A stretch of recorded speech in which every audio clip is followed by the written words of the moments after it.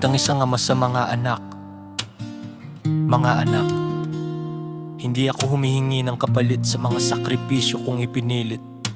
Makita lang kayong marunong rumispeto, sapat na sa amin iyon. Paggalang sa kapwa lalo na sa inyong magulang. Sa dilim ng gabi, mag-isa akong gising. Luhay lihim, pagod ay yakap ko pa rin. Mga kamay na sugatan, puso'y nagdurugo para sa bukas nyo. Sarili isinuko, kahit di nyo alam, nagtiis sa gutom. Kahit sikmuray, wala laman ngiti ang sandata. Para di kayo mabigatan, habang kayo'y natutulog sa ligtas na tahanan. Ako'y nakikipaglaban sa takot at kawalan. Hindi ko sinumbat ang bawat sakripisyo. Pinili kong manahimik, pinili kong magtiis. Pero mas masakit kaysa sugat pa sa balat ang makita kayong lumayo sa respeto at galang. Be the one na marunong lumingon sa magulang na bumuo ng inyong kahapon.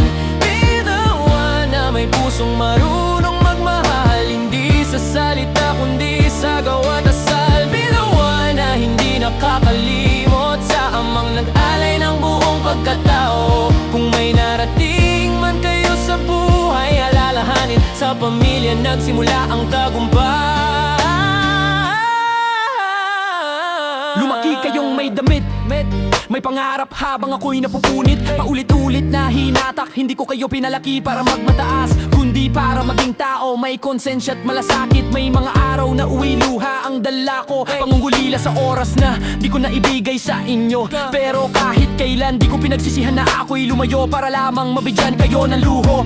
Hiniling ang kayamanan o parangal, respeto lang sana, sapat na sa aming magulang. Kung minsan man ako'y nagkulang sa lambing, alamin nyo pagmamahal ang ama ng bawat sakripisyo. Be the one na marunong rumispeto sa magulang na ginawang lahat para sa inyo. Be the one na marunong rumispeto sa magulang na ginawang lahat para sa inyo. Be the one na may pusong totoo, hindi sinusukat ang halaga ng tao.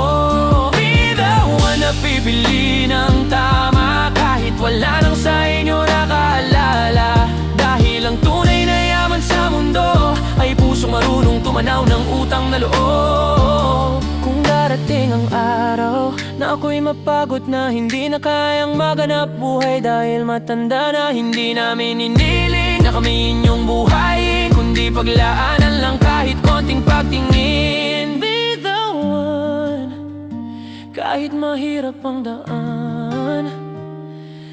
Be the one na may pusong may pinanggalingan. Hindi man perpekto ang ama ko sa inyo, pero minahal kayo buo totoo.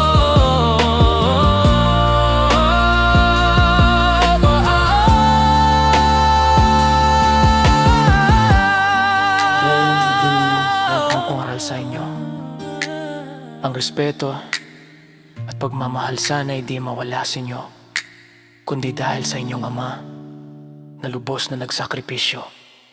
Be the one.